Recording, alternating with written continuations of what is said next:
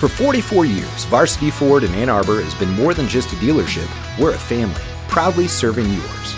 As one of the top volume Ford dealers in the world, we're proof that when you treat people right, they come back, generation after generation. And now we make it easier than ever with complimentary pickup and delivery for both sales and service. So you can buy or service your Ford without leaving home. Varsity Ford, driven by family, built on tradition. All right, everybody, welcome back to Good Iron Gang, a Detroit News Lions podcast. The Lions fall 31-24 to the Green Bay Packers at Ford Field on Thanksgiving. Lions fall to 7-5. Packers advance to 8-3-1, a game that will have major implications on this division race. I don't know if I'm totally prepared to say it, but feels like the Lions are out of the divisional race in a lot of respects, or at least if they're going to get there, it's going to be very difficult. But ultimately, this was a game that was very winnable for the Lions. And once again, for the second time in 3 weeks, we're sitting up in the press box after the game and saying, well, this game came down to fourth down. The other team converted them. The Lions didn't. And after what we've seen from this team, basically since Dan Campbell arrived in 2021, it is just a little bit shocking / surprising to see it continue to happen over and over again. I'm rambling a little bit. Let's talk about the game. I'm Nolan Bianchi. With me, as always, is Richard Silva. Richard, what are your kind of prevailing thoughts coming out of this game? That no longer, similar to what you said, are they mathematically still, could they reach the NFC North? Yes.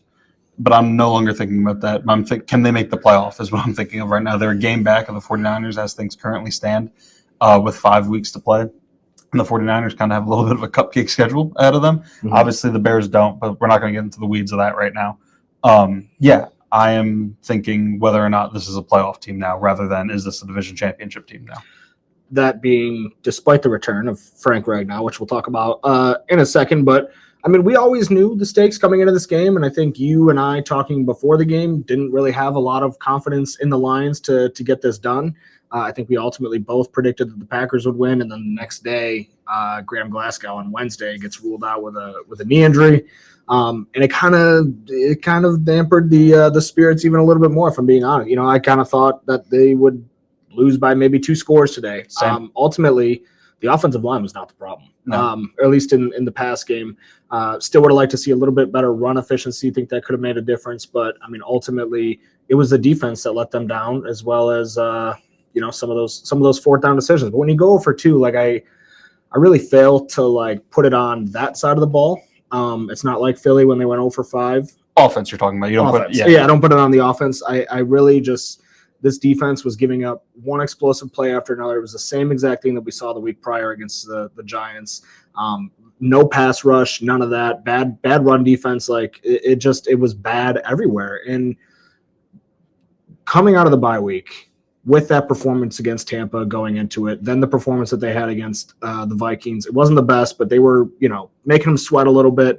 And ever since that game, the pass rush has just completely disappeared. They can do nothing to manufacture any sort of pressure. Jordan Love hit twice today. Micah Parsons had 2.5 sacks by himself. I think that kind of tells an almost bigger story than the fourth down. Mm-hmm. Yeah, no, it was a disaster for the defense. Jordan Love has 4 passing touchdowns. Josh Jacobs runs for nearly 5 yards a carry. Wicks and Watson combined for nearly 200 yards and 3 touchdowns.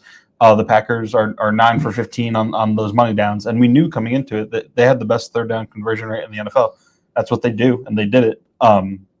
There was procedural errors where 10 men on the field up for a third down, then they got flagged for a 12 men on the field that made it from 3rd and 7 to a 3rd and 3, then a 4th and 1 after a Jordan Love scramble, and then a touchdown on the 4th and 1. To your point about the no sacks, it's been a month now since really this pass rush has, and I say a month, obviously we're playing a Thursday. Since October. Since that Minnesota game where I think they sacked J.J. McCarthy 5 times, in that one game they have more sacks than they have over their last 4. It's 4 sacks since the Washington game. They had 2 against Washington, 1 against Philly, 1 against the Giants, which, by the way, did not come in regulation, and then 0 today. Of those 4 sacks, 1.5 belong to Brian Branch. So it's 2.5 sacks from your defensive line. It's Aiden Hutchinson with 1.5, and it's Roy Lopez with a combined 1 because he split 2. It's really bad. Roy Lopez, who signed to this team as a run stuffer for about $3 million this offseason, is your second leading sack getter, and he's only a half sack behind Aiden Hutchinson over these last 4. a defensive line that you've invested contract extensions into. Obviously, Lee McNeil is coming off the torn ACL, and he's still I accidentally pulled something out of the Ford Field press box. I put it back, don't worry.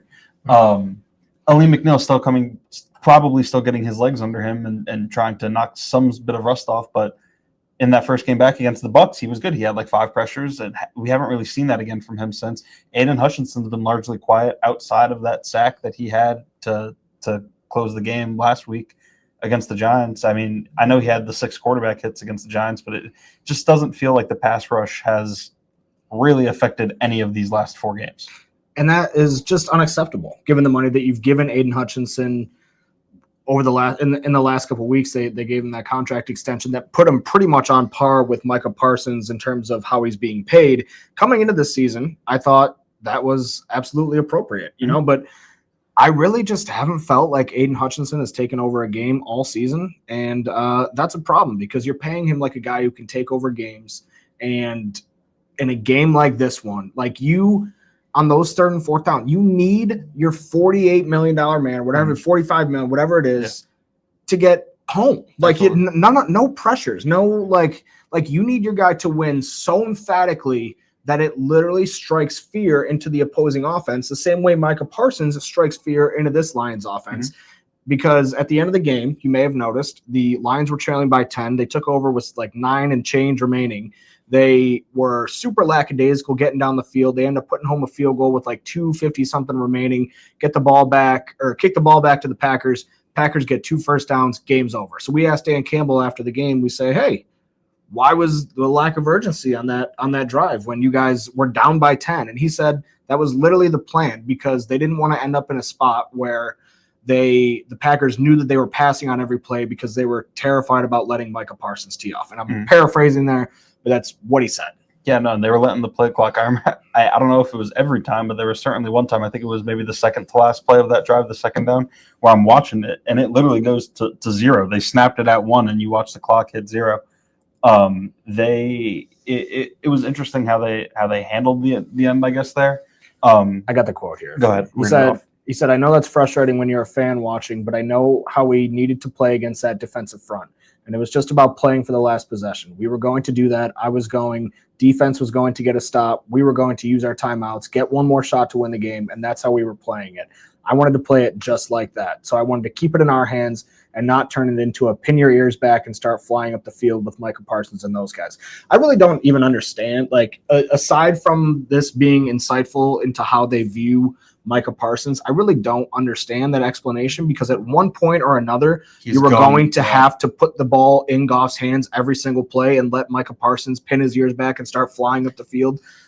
And also, if there's more time on the clock, even though if it's still a passing situation, it's less likely. Like if I have a minute and 40 seconds versus 40 seconds, I could still run it, rather than pass it, which with 40 seconds you have to, or however much time would have been left on the clock had they been able to get off the field on the final 4th down conversion. And it feels like every week we sit up in a press box, some location around the United States, and say, man, what the heck was Dan Campbell thinking on that? And this is just another example. I think back to the Philly game when they didn't use their timeouts before half. I know there was something last week. I just can't remember it off the top of my head. But every single week over these last couple of weeks, it's felt like there's just been some mismanagement with the game. And I understand his explanation, but I don't agree with it. It was the timeouts last week where right before half they spiked it. They ran up and spiked it rather than using a timeout before half. And Dan admitted on the radio on 97.1 this week, he was like, yeah, probably should have just called the timeout.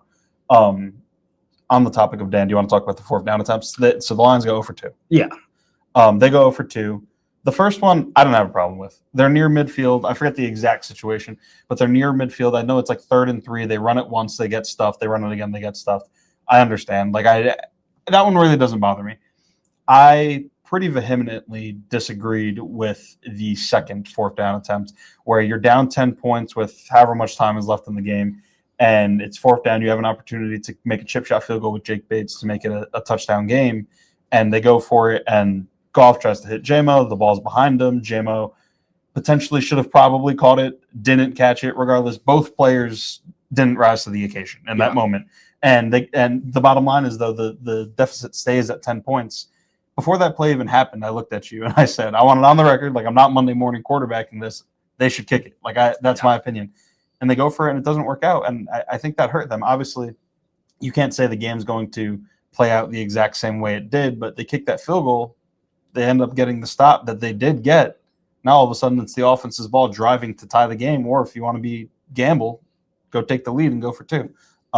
I did not agree with that situation or with that decision. I didn't have as much problem with that. I think we're actually a little bit flipped on that. I actually didn't have a problem with really either of the fourth down decisions as a whole.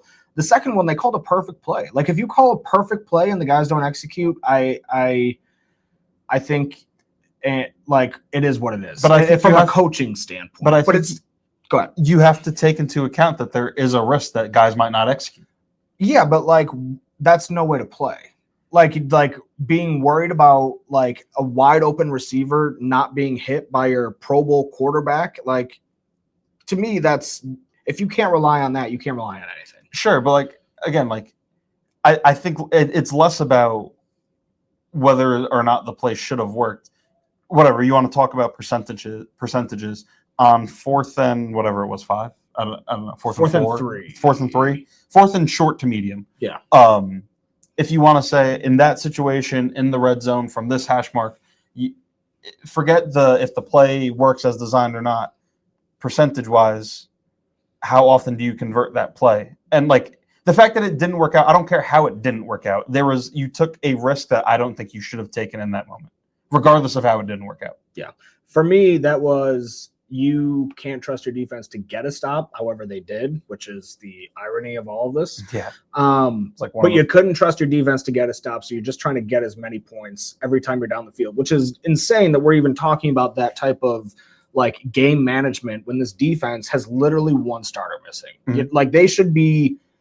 They should be carrying this team right now, and they just haven't. And they played really well in that Philly game, but that was a struggling offense. I don't want to take credit away from the Lions defense for that. But and the conditions were rough for both teams. That's why both teams' offenses were terrible. Yeah, but you look at the explosive plays they gave up last week. They were the Packers offense was even more explosive in today's game. It can't happen. Guys getting burned downfield, just one after another. That seam shot that went for 30 yards to Wicks, Amik Robertson getting burned one-on-one on the outside. Those things can't happen. And, especially in a game like this, having not seen any of the tape, I don't know if it's scheme, but I felt like a lot of guys just either weren't in the right place or the right time or just couldn't make the play. And that's just wholly unacceptable given what they've invested over this defense and the fact that right now Kirby Joseph is the only starter missing. I agree. And I mean, you mentioned Amik, and Amik gets burned for the 51-yarder by Watson for a touchdown that gives the Packers a 2-possession lead. And then the other touchdown, I think it was Wicks who caught it, where Branch is in coverage on him, and he just kind of stops. His controller dies. Yeah, basically, that's what it looked like. He kind of stops moving, so to speak, and just and Wicks gets the corner on him, the front corner of the end zone. Yeah, not acceptable from the defense, especially not acceptable given the fact, I don't even want to say how well the offense played, because I wouldn't say they played great, but they certainly played better than the defense. They put up 24 points without 4 starters. Better, 24 points, and again, to the fourth down thing, let's say JMO catches that ball, that's another touchdown. That's plus another 7 points. They were in position to score another 7 points. An offense that is missing starter at left guard, starter at center, tight end 1, 2, and 3. If you want to talk about Saint Zylstra, Brock Wright, and Sam Laporta. Yeah. Missing Amon-Ra St. Brown, who is a top 5 receiver in the NFL. Missing dang near everything, and missing their new probably starting center one in Frank Ragnow. And the offense outplayed the defense, and it was unacceptable from the defensive standpoint. The offensive line I was pleasantly surprised by after the first 2 drives. They couldn't run very well. Jameer Gibbs 68 yards on 20 carries. David Montgomery 32 yards on 8 carries. So I didn't love the run game efficiency, but from a pass protection standpoint, they really held up after those first 2 drives. And on the Tesla touchdown, Goff had as much time in the pocket as he's had in a long, long time. Absolutely. No, the offensive line played well on that play specifically. Yeah, I know he got sacked 3 times. I don't think he was pressured to an amount that was inordinate, or you know what I mean. I think against a good Packers front, that's going to be the game. I'm pretty sure Jordan Love per PFF, Jordan Love on 30 dropbacks was pressured 18 times, and Jared Goff on 26 dropbacks was pressured 10 times. Right. So significantly less than Jordan Love. The only problem is when the Packers defensive line gets close, they're able to finish the job. And I think the frustrating thing, we're bouncing all over the place here, but I think the frustrating thing about the Lions pass rush is these pressure numbers. But when you look at, like, this is the same debate we've been having for years now. Pressure doesn't matter. Like, pressure can't be used alone, and that's the only stat that, like, is proficient when it comes to the pass rush over these last 4 games. But them pressuring the quarterback but not sacking him has been a problem for really Aiden Hutchinson's entire career. And it's not his fault. I'm not singling him out there, but I'm just saying, really, ever since 2022 is when I can kind of remember those conversations starting to come up. And I just feel like those aren't the conversations that they're having in Cleveland with Myles Garrett or in Green Bay with Micah Parsons. And he's being paid like one of those guys. And I don't know. You gotta do something. I know he's getting chipped a lot. I know he's getting a lot of double teams, but so is everybody else. Yeah, and at his caliber. I think in this game specifically, him and Aleem both had pressure on Jordan Love on that final 4th down conversion to Dontavion Wicks. And that was kind of the whole game where Jordan Love is just, he kind of does like the Phillip Rivers thing that really he floats back into the pocket and just kind of like backpedals. And he's got the arm talent to make up for any backwards movement that he has from the line of scrimmage. That was a microcosm for the entire game, that 4th down conversion. Yeah. You want to talk officiating? Oh, yeah. A couple of very controversial calls. Now, not all the missed calls went the Lions' way today. I just want to put that caveat out there. There was a 3rd down stop by, I think, Amik Robertson was in coverage on Christian Watson that probably could have been called for a DPI. I think I saw people on Twitter say there was another hold or something along those lines. But anyways, the Packers got all the biggest breaks in this game, and I think that is something. The biggest 2 for sure. Yeah, but not even officiating. Like there was a before the Packers, I believe their last touchdown might have been the one before that. I think it was Dobbs who caught the ball near the goal line. DJ Reed and Thomas Harper hit him, force a fumble, and it just bounces into Rasheed Walker's hands. The other 2 breaks were officiating breaks, and the first one came, I believe it was in the 2nd quarter. Mm-hmm. Is that right? Yes. That's right. Where it was the touchdown that we just talked about, where Branch's controller essentially dies, and he just stops running with his receiver like right as the ball is arriving. Thomas Harper flies in, tries to make the play, jar the ball loose. Looked a little bit like Dontavion Wicks might have been bobbling the ball, but ultimately, I don't know. I know fans are really upset about it, and this is probably not what you want to hear me say, but I also think that he probably caught it. So in my opinion, it was a touchdown. Yeah. I do think it was a touchdown. The ball moves, but he does not lose control of the ball, because the ball is allowed to move. Yeah. Just like the ball is allowed to touch the ground. You just need to have control of it. I thought he had control of it the whole way. The second one was a lot more egregious. This one happened in which quarter? This happened right before halftime. Right before halftime, where so the Lions, and this is another thing we have to address, it's 3rd and 7, I want to say, inside their own 10, and the Lions get flagged for having 12 men on the field, which is the second time that they had personnel issues on the day. There was a Josh Jacobs run on 3rd down where the Lions only had 10 players on the field. Again, not sure how that happens multiple times in one game. Inexcusable. But the penalty makes it half the distance to the goal, so then I think it ends up being like 3rd and 4 from the 4, something like that. And they run for 2 yards, make it 4th and 1. Yep. So it's 3rd and 3. Make it 4th and 1, and what's the guy's name? Anthony Belton, false starts. Rookie. Very obvious false start. Flags come out, yada yada yada. And then the officials go, Green Bay actually called a timeout before the false start was made. But you can see very clearly on video evidence, there is nothing that anybody can say that I can be convinced of that Matt LaFleur got that timeout in time, because there's – go ahead. So, yeah, Richard Silva was on the case. Rich usually has the refs back, but today he was getting after him. No, I think refs have a hard job. However, I think they got this one. I think they got this one blatantly wrong, because the broadcast, the angle that was shown on the broadcast, it shows the offensive line and it shows LaFleur at the top of the screen. And for one, he very, very clearly does not signal with his hands to the official for a timeout until well after the false start happens. And then we all assumed in the press box, okay, we're going to do a pool report on this, and the refs are going to say it was verbal. So then I'm looking at it, and for those that are watching the video portion of this at the DetroitNews.com, LaFleur is like this, and I'm holding a piece of paper up to my mouth right now. He's covering his mouth with his play sheet as the false start is happening. And I'm sorry, you won't convince me that LaFleur behind his play sheet was yelling at the ref for a timeout. Yeah. If he was yelling at the ref for a timeout, he would have dropped the play sheet and been losing his marbles to try to get the ref's attention. Yeah. He did not. And LaFleur basically has admitted as much without admitting it post-game, where he got asked by a reporter, do you think they got the call right? And he said, yes, and very cleverly winked. Of course I got the call right. And he winked. Yeah, and he winked at the reporter. So he knows he got away with one, which everybody gets away with one. The Lions benefited in week 2 right before halftime against the Bears, where the clock stopped when it shouldn't have, and then with the Isaac Tesla one-handed catch, and then Amon-Ra St. Brown gets to score a touchdown because of it. So whatever, teams get away with it. But their explanation on the pool report was wild. The pool report is honestly an embarrassing look for the NFL. Ron Torbert, the referee who spoke with PFWA pool reporter Colton Pouncey, should be embarrassed by the lack of clarity that he offered about this pivotal game about this pivotal moment in a pivotal game in the league.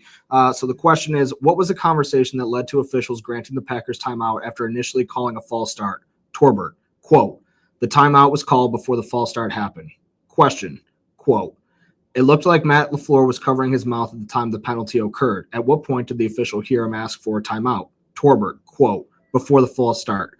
Question, how did you reach the conclusion that the timeout occurred first? Torbert, quote, we talked about it on the field. We recognized the timeout called and that the timeout was called before the false start. Just what a waste of everybody's time.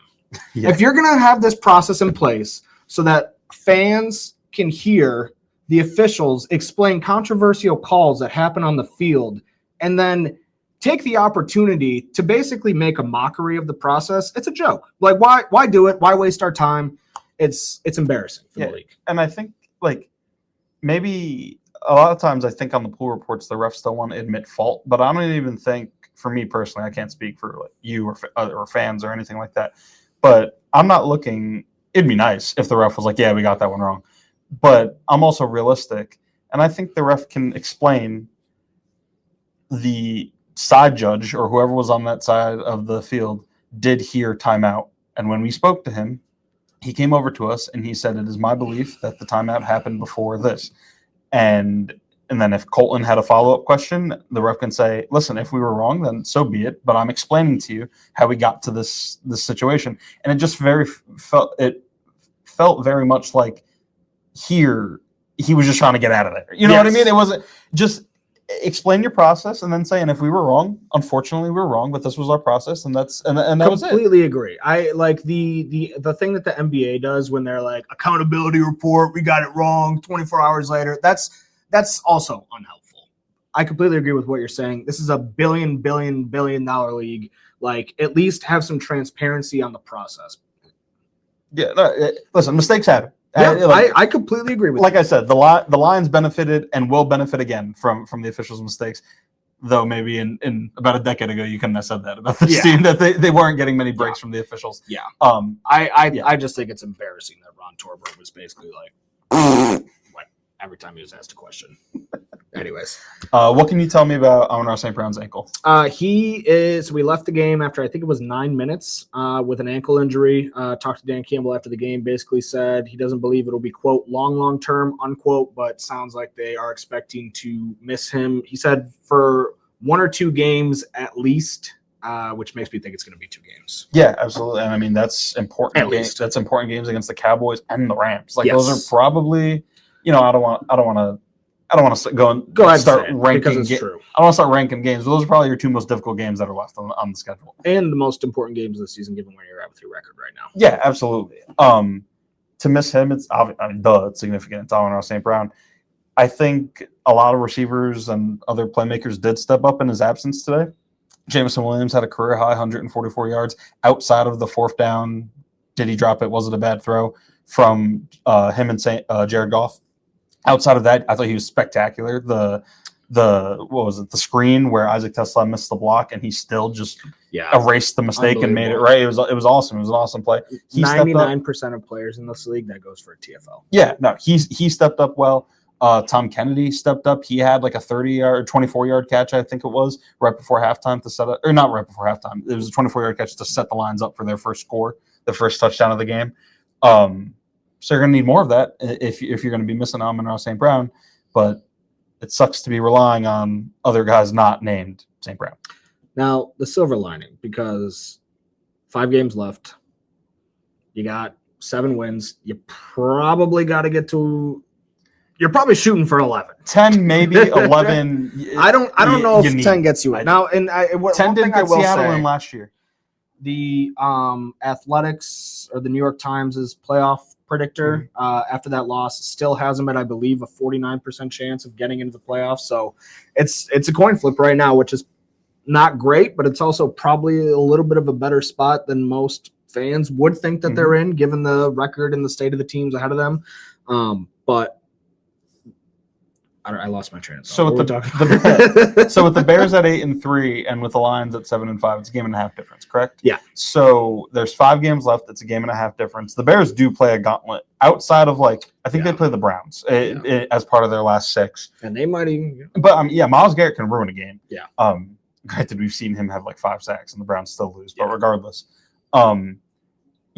anything could happen with Chicago. One of the 49ers. The Lions, the Packers, or the Bears are going to miss the playoffs. One of those 4 teams is going to not make it.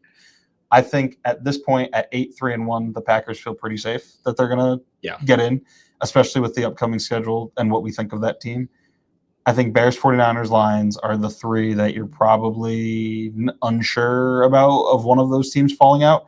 And if you're the Lions, you just hope that you go 3-2 at least, and hope that somewhere the Bears, if you go 3-2, you would need the Bears to leap the Bears.